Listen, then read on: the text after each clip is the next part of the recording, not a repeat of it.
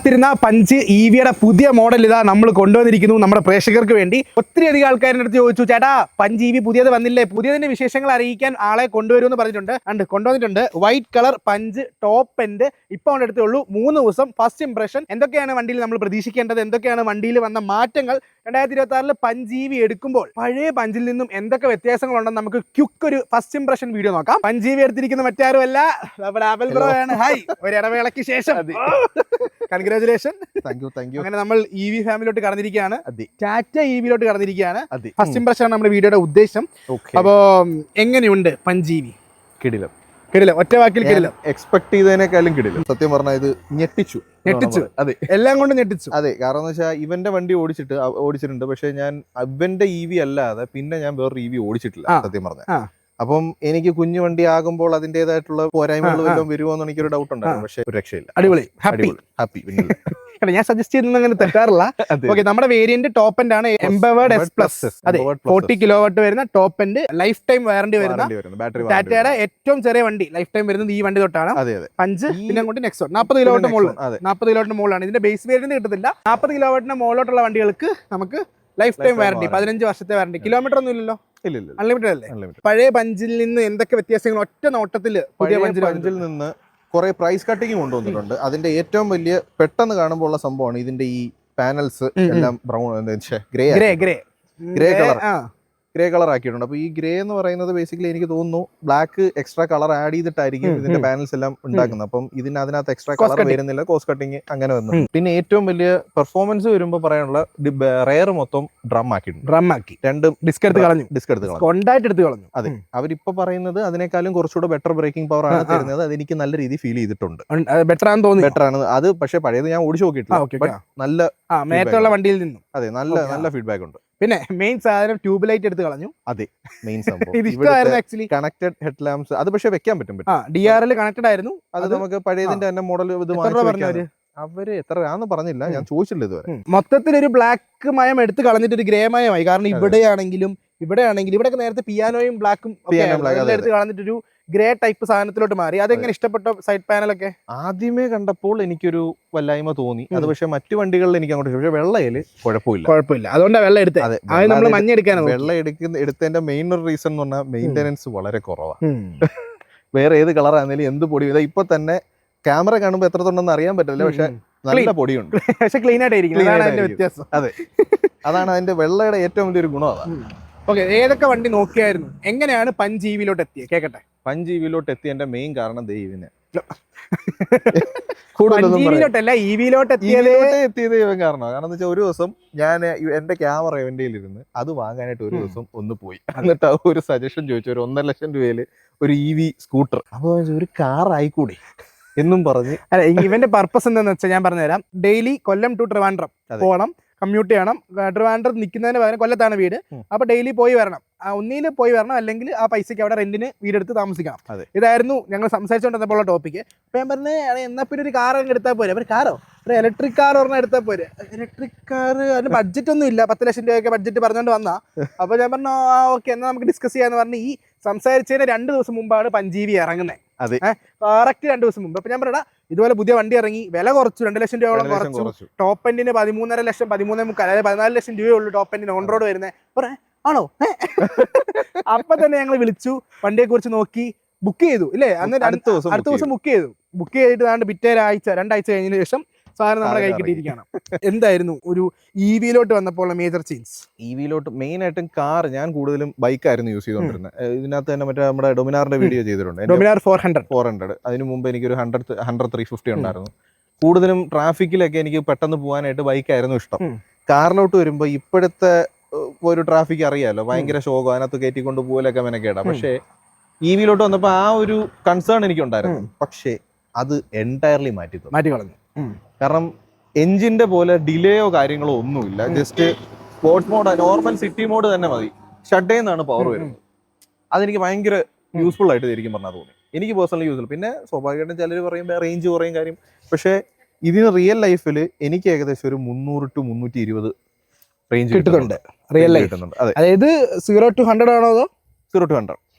എത്ര വരെ പോയി? ഏറ്റവും കുറവ് എത്ര വരെ പോയി ചാർജ്? 20 വരെ പോയി. 20 എത്ര കിലോമീറ്റർ റേഞ്ച്? 20 എനിക്ക് എത്ര 70 70 ആ കിലോമീറ്റർ റേഞ്ച് കാണിച്ചു. ഓക്കെ. അതായത് ടോപ്പ് എൻഡ് ഫുൾ ചാർജ് ചെയ്യുമ്പോൾ എത്ര കാണിക്കുന്നുണ്ട്? ഫുൾ ചാർജ് ചെയ്യുമ്പോൾ എനിക്ക് 320 ആ റേഞ്ച് ഒക്കെ വരുന്നുണ്ട്. അപ്പൊ കാര്യം നടന്നു പോകുന്നുണ്ട്. അതെ.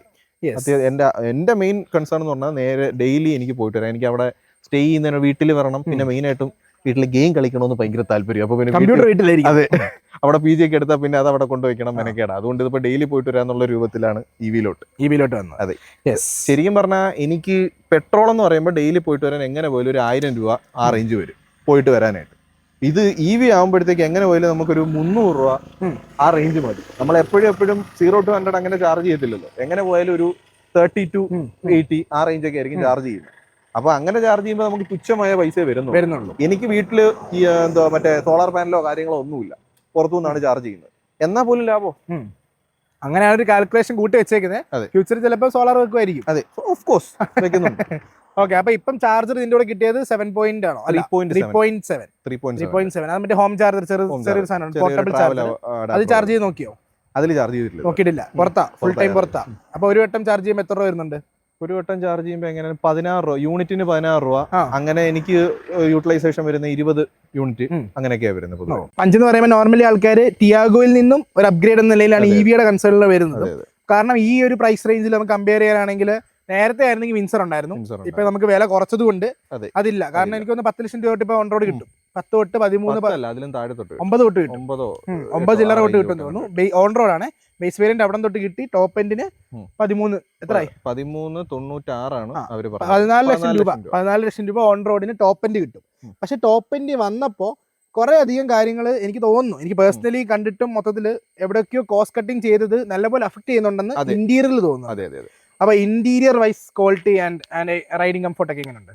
റൈഡിങ് കംഫർട്ട് പക്കയാണ്, ഒന്നും പറയാനില്ല. അത്യാവശ്യം നല്ല സ്റ്റെബിലിറ്റിയും കാര്യങ്ങളും അതെല്ലാം പക്കയാണ്. എനിക്ക് പ്രത്യേകിച്ച് ഒന്നും തോന്നുന്നില്ല. കംഫർട്ടും അത്യാവശ്യം സീറ്റിംഗ് കംഫർട്ടൊക്കെ അത്യാവശ്യം നല്ല രീതിയിലുണ്ട്. പിന്നെ ഈ പറഞ്ഞ കണക്ക് പാനൽസ് എല്ലാം ഗ്രേഡ് ആണ്. പുറത്തെ പോലെ ഗ്രേയും വൈറ്റും തീമാണ് അവർ പിടിച്ചത്. പാനലൊക്കെ ആണെങ്കിലും മൊത്തത്തിലൊരു ഗ്രേ. പക്ഷെ അത് വെള്ളക്ക് എനിക്ക് അത്ര അങ്ങോട്ട് വലിയ പ്രശ്നമായിട്ട്. പക്ഷെ വേറെ റെഡിനൊക്കെ അതൊരു നല്ല പോരായ്മ. മറ്റെല്ലാ കളറും ഇതിന് യെല്ലോ ഉണ്ട്, ഒരു പ്രോപ്പർ യെല്ലോ അല്ല, ഒരു ഗോൾഡിഷ് യെല്ലോ ആണ്. പിന്നെ ഒരു റെഡ് കളർ ഉണ്ട്, പിന്നെ ഗ്രീൻ ഉണ്ട്. അതുണ്ട്. ഇതിനെല്ലാത്തിനും അത്ര അങ്ങോട്ടൊരു പ്രോപ്പർ ഒരു ചേർച്ചയില്ലാത്ത ഒരു സംഭവം ഉണ്ട്. അത് പിന്നെ നമുക്ക് പാനൽസ് ഇളക്കി നമുക്ക് പിയാനോ ബ്ലാക്ക് പെയിന്റ് ചെയ്യാം. പക്ഷെ അത് എക്സ്ട്രാ ഒരു പണിയാണല്ലോ എടുത്തു കഴിഞ്ഞിട്ട്. ഇതിപ്പോ സ്റ്റോക്ക് ഇങ്ങനെ കൊണ്ടു നടക്കാനാണെങ്കിലും വെള്ളക്ക് വലിയ ഇതായിട്ട് എനിക്ക് തോന്നുന്നില്ല. ഓക്കെ. പിന്നെ സത്യം പറഞ്ഞ ഈ വണ്ടി എനിക്ക് ഡെലിവറി കിട്ടുമ്പോഴാണ് ഞാനിത് കാണുന്നത്. കിട്ടാനില്ല വണ്ടി കിട്ടാനില്ല. നമ്മളിങ്ങനെ കുറെ ചോദിച്ച് അവസാനം അങ്ങനെ അവര് സെറ്റ് ചെയ്ത് തരാം എന്നുള്ള രൂപത്തിൽ അങ്ങനെ സെറ്റ് ചെയ്ത് തന്നതാണ്. വണ്ടി പലരും നമ്മൾ ഒരു വണ്ടി ബുക്ക് ചെയ്യുമ്പോൾ ഗോഡൌണിൽ പോയിച്ച് നമുക്ക് എടുക്കേണ്ട വണ്ടി ഡെഫിനറ്റ്ലി പോയിച്ച് നോക്കും, ഇന്നത് മതി നമ്മൾ ചൂസ് ചെയ്യും. അങ്ങനെ ഒന്നുമില്ല. ത്രൂ ഫോൺ, എല്ലാം ഫോണാണ്. ഞാൻ ലിറ്ററലി വണ്ടി എടുത്തത് ഇവിടെ മൂവാറ്റുപുഴയാണ്. ബുക്ക് ചെയ്തിട്ട് നമ്മുടെ ഫ്രണ്ട് ഉണ്ടായിരുന്നു, പുള്ളി ത്രൂ ബുക്ക് ചെയ്തിട്ട് നമ്മള് കോട്ടയത്ത് ഏറ്റുമാനൂരിന്ന് ഡെലിവറി ഉണ്ടായിരുന്നു. കാരണം കൊല്ലത്തൊന്നും വണ്ടി ഇല്ല. കൊല്ലത്ത് ഇനിയും ഡിലേ ആവും എന്നാണ് അവർ പറഞ്ഞത്. അപ്പൊ എനിക്ക് അത്രയും ഡിലേ ആക്കാൻ പറ്റൂലായിരുന്നു. അതുകൊണ്ട് പിന്നെ അങ്ങോട്ട് പോയി ചെന്നെടുത്തു. അപ്പോഴാണ് ശരിക്കും ഞാൻ വണ്ടി കാണുന്നത്. അതുവരെ വണ്ടി എന്തായിരിക്കും എങ്ങനെയായിരിക്കും ഒരു ഐഡിയ ഇല്ല. EV ആകെ ഓടിച്ചിട്ടുള്ള ഹാരിയർ മാത്രം, ഇവന്റെ ഹാരിയർ മാത്രമാണ്. അപ്പം സ്വാഭാവികമായിട്ടും കുറെ ചിന്തകൾ ഉണ്ടായിരുന്നു. അത് പക്ഷെ മൊത്തത്തിൽ മാറി കിട്ടി. ഓക്കെ. അകത്ത് വന്നപ്പോ ഉള്ള ഈ കളർ തീമും എങ്ങനെയുണ്ട്? ഇത്ര ദിവസം വെള്ള എനിക്ക് പേഴ്സണലി ഇഷ്ടമുള്ള ഒരു കളറാണ്. കാരണം കുറച്ചുകൂടി ഒരു പ്രീമിയം വൈബ് കിട്ടുന്ന ഒരു കളറാണ്. പക്ഷേ മെയിൻ്റെനൻസ് ഉണ്ട്. അകത്ത് വെള്ള വരുമ്പോൾ, കാരണം പുറത്ത് വെള്ള ഓക്കെയാണ്, മെയിൻ്റെനൻസ് കുറവാണ്. പക്ഷെ അകത്ത് വെള്ള മെയിൻ്റെനൻസ് ഉണ്ട്. കാരണം ഈവൻ അന്ന് എനിക്ക് വണ്ടി കിട്ടിയപ്പോൾ പോലും ചെറിയൊരു അഴുക്ക് നമ്മുടെ കയ്യിൽ, ഇപ്പം ഫോർ എക്സാമ്പിൾ നമ്മൾ വിയർക്കുമ്പോൾ അവിടെ ബോഡിയിൽ നിന്ന് വരുന്ന അഴുക്ക് തന്നെ ജസ്റ്റ് ഒന്ന് പിടിക്കുക എങ്ങനെ ചെയ്തിട്ട് അതിൽ പിടിച്ചാൽ അവിടെ വരും. അപ്പോൾ ഡെയിലി നമുക്കൊന്ന് വൈപ്പ് ചെയ്തുകൊണ്ടിരിക്കുക. അങ്ങനെ ഒരു കൺസേൺ വെള്ളയ്ക്കുണ്ട്. പിന്നെ ഇതിന്റെ ബേസ് മോഡലിന് ബ്ലാക്ക് വരുന്നുണ്ടോ എന്ന് എനിക്കറിയത്തില്ല. ഇതിന്റെ തൊട്ട് താഴത്തെ എല്ലാം വെള്ളയാണ് ഇന്റീരിയർ വരുന്നത്. അപ്പോൾ അതൊരു ഇതായിട്ട് എനിക്ക് തോന്നി. പക്ഷെ എന്നാൽ എനിക്ക് പേഴ്സണലി ഇഷ്ടം വെള്ളയാണ്. അതുകൊണ്ട് വെള്ള ആയതുകൊണ്ട് എനിക്ക് വലിയ പ്രശ്നമില്ല. ഒരു ഫീൽ ഗുഡ് ടൈപ്പ് സാധനമാണ്, കുഴപ്പമില്ല. ഓക്കെ. എന്റെ സൺറൂഫ് ഒക്കെ ആക്ച്വലി പേരിന് സൺറൂഫ് ആണ്. എങ്ങനെയുണ്ട്? സൺറൂഫ് ആണ്. അത് ഫംഗ്ഷണൽ ആണെന്ന് വെച്ചാൽ കൊച്ചു പിള്ളേർക്ക് വേണമെങ്കിൽ കയറി നിൽക്കാം. അതെ. എക്സ്ട്രാ ചെലവ് അത്. ഓക്കെ. അപ്പൊ നമുക്ക് ഇതിന്റെ ഡിസൈൻ ഭാഗത്തോട്ട് വരുമ്പോൾ പുതിയ കണ്ടിട്ട് എന്ത് തോന്നി? ഫ്രണ്ടിലത്തെ ഫസ്റ്റ് ഡിസൈൻ അത് ശരിയാണ്. ഫസ്റ്റ് എനിക്ക് ആ ഒരു ഗ്രില്ലിന്റെ നടുക്കുന്ന ഒരു കണക്ഷൻ, അതും പ്രൈസ് കട്ടിങ്ങിന്റെ പേരിൽ അവർ മാറ്റിയതാ. എക്സ്ട്രാ കണക്ട് ചെയ്ത് ഒരു അടച്ചങ്ങ് വിട്ട്. അതെനിക്ക് സത്യം പറഞ്ഞ വീഡിയോയിലൊക്കെ കണ്ടപ്പോൾ അത് എങ്ങനെ ഇരിക്കും എന്നുള്ളൊരു ചെറിയൊരു കൺസേൺ ഉണ്ടായിരുന്നു. പക്ഷെ വണ്ടി വന്ന് നേരി കണ്ടപ്പോൾ കുഴപ്പമില്ല, കൊള്ളാന്ന് എനിക്ക് തോന്നി. ശരിക്കും പറഞ്ഞാൽ ആ ഒരു അടഞ്ഞാലും ആ ഒരു സത്യം പറഞ്ഞാൽ ഞാൻ വാങ്ങിക്കുമ്പം ലൈക്ക് വീഡിയോ ഒക്കെ കണ്ടിട്ട് വണ്ടി കൈ കിട്ടുന്ന നേരിട്ട് കാണുന്നതിന് മുന്നേ ഞാൻ ആലോചിച്ചുകൊണ്ടിരുന്ന ആ കണക്റ്റഡ് DRL-ഉം പിന്നെ ഫ്രണ്ട് ബമ്പറും പഴയതിൻ്റെലോട്ട് മാറ്റിയാലോ എന്നുള്ളൊരു പ്ലാൻ ഉണ്ടായിരുന്നു. പഴയത് തന്നെ വാങ്ങിച്ച് നമുക്കത് ഫിറ്റ് ചെയ്യാൻ പറ്റും. പിന്നെ എങ്ങനെയാണ് അതിന്റെ ഫിറ്റമെന്റ് കാര്യങ്ങളൊന്നും നോക്കിയിട്ടില്ല. പ്രോപ്പർലി വലിയ വ്യത്യാസമൊന്നും ലൈക്ക് ഡൈമെൻഷനൊന്നും വ്യത്യാസം വന്നില്ല. അപ്പൊ ഡയറക്റ്റ് ഫിറ്റ് ആയിരിക്കും. അപ്പോൾ അങ്ങനെ ചെയ്യാന്നൊരു പ്ലാൻ ഇരുന്നേ. പക്ഷെ വണ്ടി വന്ന് കണ്ടു നോക്കിയപ്പോൾ എനിക്ക് അത്ര മോശം തോന്നിയില്ല. അത്യാവശ്യം നല്ലൊരു ഡിസൈൻ ആയിട്ട് തോന്നി. പിന്നെ ഞാൻ പിന്നെ വെച്ച് അങ്ങനെ പിന്നെ ആ DRL മിക്കവാറും ഞാൻ വാങ്ങി വെക്കും. ഇഷ്ടമാണ്, കൊള്ളാം. അല്ല, എനിക്ക് വേറൊരു ഇഷ്ടം തോന്നിയത് ഈ വണ്ടിയുടെ ബാക്ക് സൈഡ് പഞ്ച് ശരിക്കും എനിക്ക് ബാക്ക് സൈഡ് പഴയത് ഇഷ്ടമേ അല്ലായിരുന്നു. ഇങ്ങനെ ഒരു പൊട്ട ഡിസൈനുള്ള സാധനമായിരുന്നു. പക്ഷെ അത് വെച്ച് നോക്കുമ്പോൾ പുതിയത് പൊളി സാധനമാണ്. കാരണം വണ്ടിക്ക് നല്ലപോലെ ചെയ്തുകൊണ്ടൊരു പഞ്ച് പോകുന്നു. അതും ഇതേ ബാക്കാണ്. പെട്രോളൈസ് വണ്ടിയാണ്. അതിനാണ് ഫസ്റ്റ് ഈ ടൈപ്പ് വന്നത്, ഈ ലുക്കിൽ വന്നത്. ഭയങ്കര ഒരു കംപ്ലീറ്റ് ആയ ഫീൽ ശരിക്കും ബാക്കിലുണ്ട്. ബാക്ക് സൈഡ് പഞ്ച് ഇപ്പൊ ഏകദേശം അതിന്റെ പ്രോപ്പർ ലുക്കിലായി. ഇപ്പോഴാണ് പഞ്ചായിട്ട് വന്നത്. ആ പേര് കറക്റ്റ് ആയത്. ഓക്കെ ഗൈസ്, നമുക്ക് പഞ്ച് EV-യുടെ അകത്തോട്ട് കയറാം. Plain full white. കോസ്കട്ടിക്കിന്റെ ഭാഗമായിട്ട് എന്തായാലും 90 ഡിഗ്രി കുറച്ചിട്ടില്ല. ഇപ്പോഴും സ്റ്റിൽ 90 ഡിഗ്രി ഡോർ നമുക്ക് തുറക്കാൻ സാധിക്കും. ഫുൾ ഒരു ഗ്രേ മയമാണ്, കണ്ടോ? ഗ്രേ വൈറ്റ് ഗ്രേ അങ്ങനെ ഒരു മയത്തിലാണ് പോകുന്നത്. യെസ്, കയറിയിരിക്കൂ ഓണർ, കയറിയിരിക്കൂ. എങ്ങനെയുണ്ട് ഇരുന്നിട്ട്? പക്ക. ആ സൺറൂഫ് കുറച്ച് വെളിച്ചത്തിനോട് തുറന്നിട്ടേക്ക്. അപ്പോൾ നമ്മൾ പഞ്ച് EV-യിൽ കയറിയിരിക്കുകയാണ്. ഓക്കെ, എന്താണ് ഫസ്റ്റ് ഇംപ്രഷൻ അകത്ത് കയറുമ്പോൾ? എനിക്ക് ഓക്കെയാണ്. പക്ഷേ ശരി, വെള്ളമായോണ്ട് ഒരു പ്രസന്റ് ഫീൽ ഉണ്ട്. ഗ്രേ ആക്കി എന്ന് പറഞ്ഞാൽ ഒരു ചീപ്പ് ക്വാളിറ്റി. പക്ഷെ ഇവിടെ ഈ സംഭവം ഒരു ചീപ്പായിട്ട് എനിക്ക് തോന്നുന്നു. ആ ടെക്സ്ചർ അതിന്റെ മണ്ടക്ക്, ഈ ടെക്സ്ചർ ഒക്കെ വന്നപ്പോ ഇറ്റ്സ് ഓക്കെ, ഇതും വെള്ളയും ഓക്കെയാണ്. പക്ഷെ ഈ ഒരു ലൈനിന്റെ ടെക്സ്ചർ വന്നപ്പോ ഒരു ചീപ്പ് പ്ലാസ്റ്റിക്കിന്റെ ഒരു ഫീൽ വരുന്നുണ്ട്. ഓക്കെ, പിന്നെ അതുപോലെ തന്നെ എനിക്ക് പേഴ്സണലി തോന്നിയതുണ്ട് ഈ സംഭവം, ഇത് ഒരു ഗ്രേ ഒരു അത്യാവശ്യം ഒരു നല്ല സംഭവമാണ്. പക്ഷെ ഇത് ഗ്രേ കൊടുത്തു, ഇതും കൂടെ ആ സെയിം കളർ കൊടുക്കാമായിരുന്നു എന്ന് എനിക്ക് തോന്നി. സ്റ്റാർട്ട് ചെയ്തോ. അയ്യോ, എന്തൊരു ചൂടാ! ഇപ്പോഴത്തെ ചൂട് സഹിക്കാൻ വയ്യ. സ്റ്റാർട്ട് ചെയ്യുമ്പോൾ സൈലന്റ്, അറിയാലോ, സ്റ്റാർട്ടായി.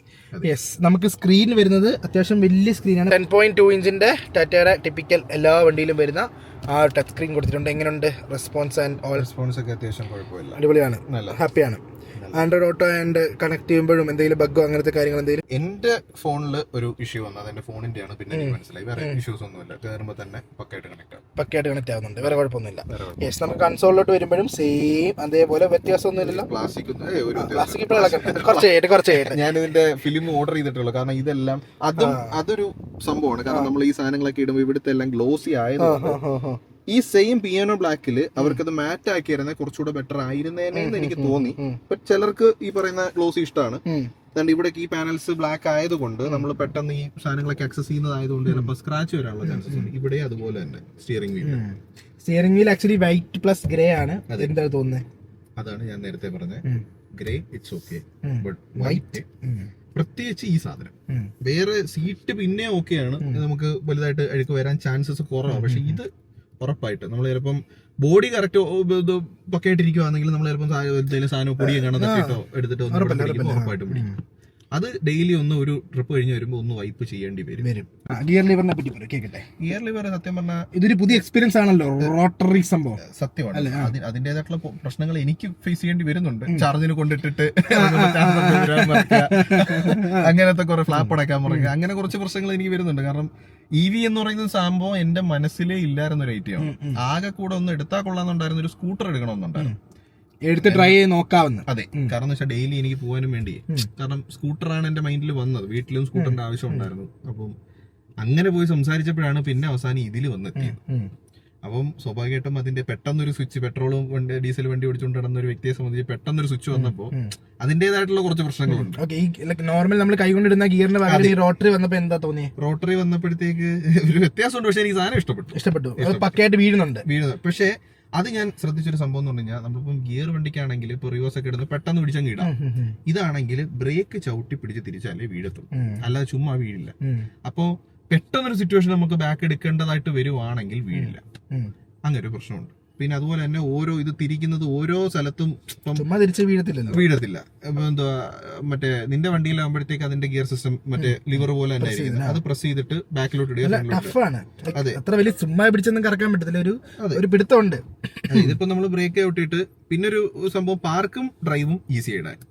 പെട്ടെന്ന് പിടിച്ച് ഓ അങ്ങനെ കറക്കിയാൽ അങ്ങനെ തിരിച്ചു കൊടുത്താൽ മതി. ഓ നൈസ് നൈസ് നൈസ്. അത് വളരെ കീ ഫോബ് ഇവിടെ ഇല്ലാത്തതുകൊണ്ട് വെക്കാവുന്നില്ല. ജസ്റ്റ് പെട്ടെന്ന് തിരിച്ചു കഴിഞ്ഞാൽ പാർക്ക് വീഴുമ്പോൾ ഓട്ടോമാറ്റിക് ആയിട്ട് മറ്റേ സെൻട്രൽ ലോക്കും മറ്റേ ഹാൻഡ് ബ്രേക്കും കാര്യങ്ങളെല്ലാം വീഴുന്നു. പിന്നെ ഇതിന്റെ സൗണ്ട് സിസ്റ്റം അത് ഒരു രക്ഷയില്ല കേട്ടോ. അടിപൊളിയാണ്, ഇഷ്ടപ്പെട്ടു. ചെറിയൊരു ക്ലാരിറ്റിയും കൂടെ ഉണ്ടായിരുന്നേ ഒരു മിസ്. കാരണം ഞാൻ സൗണ്ട് ഒക്കെ അത്യാവശ്യം അങ്ങനെ ഇഷ്ടപ്പെടുന്ന ഒരു വ്യക്തി ആയതുകൊണ്ട് ഒരു പൊടിക്കൊരു ക്ലാരിറ്റിയും കൂടെ ഉണ്ടായിരുന്നെങ്കിൽ ബെറ്റർ ആയിരുന്നു തോന്നി. ബട്ട് ഓവറോൾ കിട്ടി. അടിപൊളിയാണ്. നമുക്ക് ഇവിടെ വരുന്നത് ഹാൻഡ് ബ്രേക്ക് വരുന്നുണ്ട്, ഓട്ടോ ഹോൾഡിന്റെ ബട്ടൺ വരുന്നുണ്ട്, 2 ചെറിയ കുപ്പി വെക്കാൻ പറ്റുമോ, താക്കോൽ വെക്കാൻ പറ്റുമോ, അതായിരിക്കും നല്ലത്. ആൻഡ് ഇവിടെ നമുക്ക് സ്പോർട്സും എക്കോയും വരുന്നുണ്ട്. ഇതാണ് ഞാൻ നേരത്തെ പറഞ്ഞ ഗിയർ ലിവർ. കണ്ടോ, യെസ്, അത്യാവശ്യം നല്ല വിസിബിലിറ്റി ഉണ്ട്. നല്ല വെയിലത്തെ കുഴപ്പമില്ലല്ലോ അല്ലേ? ഓക്കെ. വയർലെസ് ചാർജിങ് എങ്ങനെയുണ്ട്? വയർലെസ് ചാർജിങ് സത്യം പറഞ്ഞാൽ ഞാൻ അങ്ങനെ പൊതുവെ യൂസ് ചെയ്തിട്ടില്ല. ഓക്കെ, ഇപ്പൊ എങ്ങനെ നമുക്ക് നോക്കാം. ഇവിടെ 12 വോൾട്ട് ഉണ്ട് ആൻഡ് 65 വോൾട്ടും. വയർലെസ് ചാർജിങ്ങിന്റെ മറ്റൊരു പ്രശ്നമാണ് ചാർജ് ആവത്തില്ല, അത് നോർമൽ ടാറ്റയ്ക്ക് എല്ലായിടത്തും ഉള്ളത്, അപ്പോൾ ഇരിക്കില്ല. ആൻഡ് 65 വോട്ടിന്റെ ഒരു ചാർജർ ആൻഡ് ഇവിടെ ഒരു USB ഉണ്ട്. കൺസോൾ എല്ലാം സെയിം ആണ്. ഇവിടെ ഇതാണ് ചാർജർ. ഇത് ക്ലിക്ക് ചെയ്തിട്ട് തുറക്കും. ഇത് ക്ലിക്ക് ചെയ്ത് കഴിയുമ്പോൾ ഓട്ടോമാറ്റിക്കായിട്ട് ഫ്രണ്ടിലത്തെ സാധനം തുറന്നു വരും. എന്നിട്ട് നമ്മൾ കൈ കൊണ്ട് തന്നെ വീണ്ടും തിരിച്ചടയ്ക്കണം. അങ്ങനെയാണ് ഇതിൻ്റെ വർക്കിംഗ് സിസ്റ്റം വരുന്നത്. ഓട്ടോമാറ്റിക് ORVM വരുന്നുണ്ട്. സൺറൂഫ് ചെറുതൊരെണ്ണം വരുന്നുണ്ട്. 2 കൈ ഇടാം. തലയിടാൻ പറ്റുമെന്ന് തോന്നുന്നില്ല എൻ്റെ. യെസ്, അത്യാവശ്യം കുഴപ്പമില്ലാതെ കൈയൊക്കെ ഇടാം. യെസ്, പേരിന് ജസ്റ്റ് അത്രേ ഉള്ളൂ. ഉണ്ടെങ്കിൽ കൊടുക്കാം. യെസ്, അതിൻ്റെ ഇവിടെ SOS ബട്ടൺ അങ്ങനെ സംഭവങ്ങളൊക്കെ കൊടുത്തിട്ടുണ്ട്. ആൻഡ് നമുക്കിവിടെ മിററും കാര്യങ്ങളും വരുന്നുണ്ട്. യെസ്, മിറർ വരുന്നുണ്ട്. ഇവിടെയും മിററും ഇവിടെ ഇല്ല, ടിക്കറ്റ് ഹോൾഡർ മാത്രമേ ഉള്ളൂ. യെസ്. ഈ പ്രാവശ്യത്തെ ഏറ്റവും വലിയ വ്യത്യാസം എന്ന് പറയുന്നത് മിററിന്റെ ഈ ഒരു ബട്ടൺ മാറിയിട്ടുണ്ട്. അത് പുറകോട്ട് മൊത്തത്തിൽ മാറിയിട്ടുണ്ട്. യെസ്, ഇനി നമുക്ക് വണ്ടിയുടെ ബാക്ക് സീറ്റിലോട്ട് പോകാം. ബാക്ക് സീറ്റിലെ കംഫർട്ട് എങ്ങനെ നോക്കാം. നമുക്കിവിടെ സീറ്റിൽ വെന്റിലേഷൻ വരുന്നുണ്ട്. ഇതാണ് വെന്റിലേഷന്റെ ബട്ടൺ. ആൻഡ് നമുക്ക് പഞ്ചിന്റെ ബാക്ക് സൈഡിലോട്ട് കയറണമെങ്കിൽ ഇവിടെ ഇങ്ങനെ പ്രസ് ചെയ്തിട്ട് 90 ഡിഗ്രി തുറക്കും. So we can enter like this. എങ്ങനെയുണ്ട്? പക്ക അങ്ങനെ പുറകെ ഇരിക്കാറില്ലെന്ന് തോന്നല്ലേ? അതെ, എന്ന് വെച്ച് കഴിഞ്ഞാൽ ഞാനങ്ങനെ പുറകിലിരിപ്പ് വളരെ കുറവാണ്. യെസ്, ഞാൻ ഇരുന്ന് കഴിഞ്ഞാൽ ഇങ്ങനെ ഇരിക്കും. കണ്ടാ, അത്യാവശ്യം നല്ല തൈ സപ്പോർട്ട് ഉണ്ട്. ഏറ്റവും മെയിൻ ആയിട്ടുള്ള സംഭവം സ്കൂപ്പിഡിന്റെ ആയതുകൊണ്ട് കാലിങ്ങനെ ഇങ്ങനെ തട്ടുമോ എന്നുള്ളൊരു പേടി. ഇതാണ്ട് സീറ്റ് ഇപ്പോൾ ബാക്ക് എടുത്തിട്ടേക്കും. കൊള്ളാല്ലേ? എങ്ങനെയുണ്ട് പുറകിലത്തെ എക്സ്പീരിയൻസ്? വീട്ടുകാരെന്ത് പറഞ്ഞു ഫസ്റ്റ് ഇംപ്രഷൻ നിലയിൽ? വീട്ടുകാർ സത്യം പറഞ്ഞാൽ വണ്ടി ഇത് കൃത്യമായി അവർ പോയിട്ടില്ല. ഇതൊരു ഫസ്റ്റ് ഇംപ്രഷൻ മാത്രം കണ്ടായത്. നമ്മൾ പെട്ടെന്ന് വൈൻഡപ്പ് ചെയ്യുന്ന വീഡിയോ. കാരണം വണ്ടി എടുത്തു, ഇപ്പൊ ഏകദേശം 500 ചില്ലാനും കിലോമീറ്റർ ആയി. പക്ഷേ വീട്ടുകാർ ഇതുവരെ പോയിട്ടില്ല അതിനകത്ത്. ഞാൻ ഡെയിലി അവിടെ ട്രിവാൻഡ്രം പോകുന്നു, തിരിച്ചു വരുന്നു. അപ്പം ഒരു ദിവസം എങ്ങനെ പോലും 110 കിലോമീറ്റർ ഓടുന്നു വണ്ടി. പിന്നെ ഇതിനകത്ത് എനിക്ക് പ്രത്യേകിച്ച് പറയാനുള്ളതെന്ന് പറഞ്ഞാൽ ഇപ്പം അടുത്ത വീഡിയോയിൽ ഇപ്പൊ എല്ലാരും പറയുന്നത് EV എടുക്കുന്നുണ്ടെങ്കിൽ സോളാർ പാനൽ വേണം. അപ്പൊ സോളാർ പാനൽ ഇല്ലാത്തൊരു വ്യക്തിയെ സംബന്ധിച്ച് ഇത് എത്രത്തോളം എങ്ങനെ കൊണ്ടുനടക്കാൻ പറ്റുമെന്ന് സിമ്പിൾ ഒരു കോമൺ സെൻസിൽ പറഞ്ഞുതരാം. ഒരു 10-15 മൈലേജ് ഉള്ള ഒരു വണ്ടി എറണാകുളം ഒരു 150 കിലോമീറ്റർ പോയി ഒരു 300 കിലോമീറ്റർ ഒരു ദിവസം ഓടുവാണെങ്കിൽ എങ്ങനെ ഒരു 2000-2500 പെട്രോൾ വേണം. ആ സ്ഥാനത്ത് ഈ സാധനം എങ്ങനെ പോലും ഒരു 800 രൂപ ആ റേഞ്ച് ആവത്തുള്ളൂ. അപ്പൊ എല്ലാരും വിചാരിക്കുന്നത് അപ്പൊ പിന്നെ വീട്ടിൽ നമ്മൾ കുത്തിയിട്ട കറണ്ട് ബില്ല് കൂടുതൽ വരില്ലേ? ടെക്നിക്കലി വരത്തില്ല. കറണ്ട് ബില്ല് ഇപ്പം ആലോചിച്ച് നോക്കുക. ഇപ്പം നമുക്ക് എത്ര ഒരു 8 രൂപ 6 രൂപ ആ റേഞ്ചാണ് യൂണിറ്റിന് വരുന്നത്. യൂണിറ്റിന് വരുമ്പോഴത്തേക്ക് നമ്മൾ ഒരു ദിവസം ഇപ്പൊ ഒരു ഇത്ര 300 ചില്ലോനം കിലോമീറ്റർ ഓടുമ്പോഴത്തേക്ക് നമ്മൾ പെട്രോൾ കാശ് അവിടെ നിന്ന് മാറിയല്ലോ. ടെക്നിക്കലി പെട്രോൾ കാശ് ചെലവാക്കുന്നില്ലല്ലോ. പെട്രോളിന് 1 ലിറ്ററിന് 100 ചില്ലോനം രൂപ. അപ്പൊ ഈ സാധനം ഈ പറയുന്ന ഒരു 50 യൂണിറ്റ് വേണം ഇത് ഫുൾ ചാർജ് ചെയ്യാൻ. 40 കിലോമീറ്റർ 45-50 യൂണിറ്റ് വേണം. ജസ്റ്റ് കാൽക്കുലേറ്റ് ചെയ്ത് നോക്ക്. 6 രൂപ 7 രൂപ വെച്ച് ഇൻറ്റു ഈ പറയുന്ന 0 to 100 ആണ് ഞാൻ പറയുന്നത്. 0 to 100 ചാർജ് ചെയ്താൽ തന്നെ 6 രൂപ 7 രൂപ വെച്ചിട്ട് ഇത്ര രൂപ വരുന്നുള്ളൂ. ആ പൈസ നമ്മൾ സംഭവം ശരിയാണ്, കറണ്ട് ബില്ല് വരുമ്പോൾ കൂടി വരും.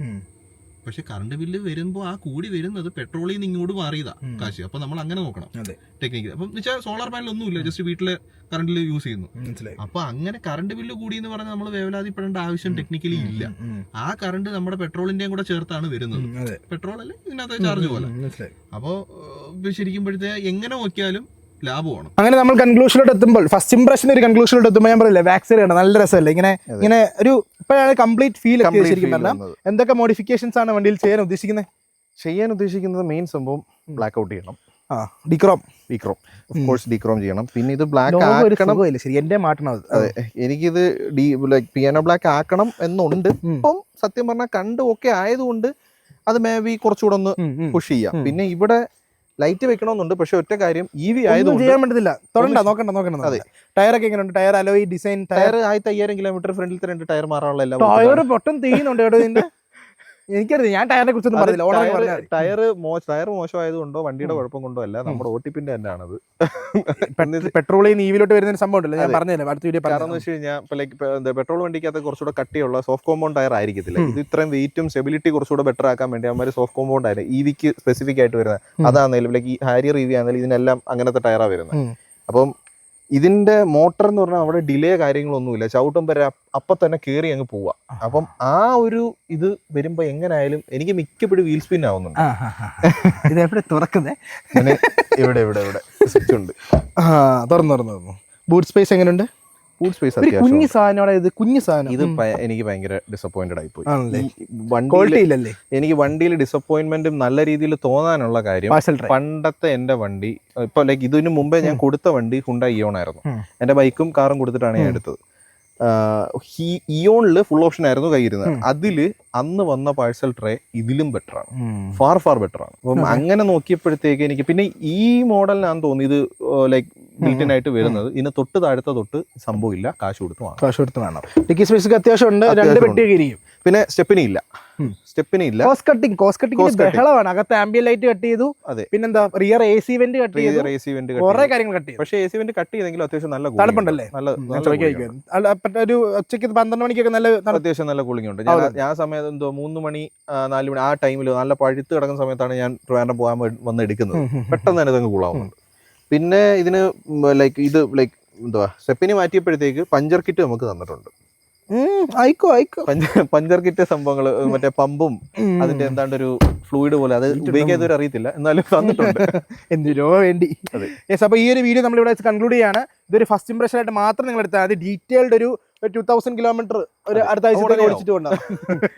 ഇപ്പൊ 2 ദിവസമായല്ലോ കൈസ് എടുത്തിട്ട്. അപ്പൊ ഡെലിവറിക്കൊക്കെ പോയി വ്ളോഗൊക്കെ ഷൂട്ട് ചെയ്താ നിങ്ങൾ കണ്ടല്ലോ, അത്രേ ഉള്ളൂ. എന്നെ കൊണ്ട് നടക്കും തോന്നില്ല. അപ്പൊ ഞാൻ വിചാരിച്ചു ഫസ്റ്റ് ഇംപ്രഷൻ നിങ്ങൾക്ക് തന്നേക്കാവുന്ന.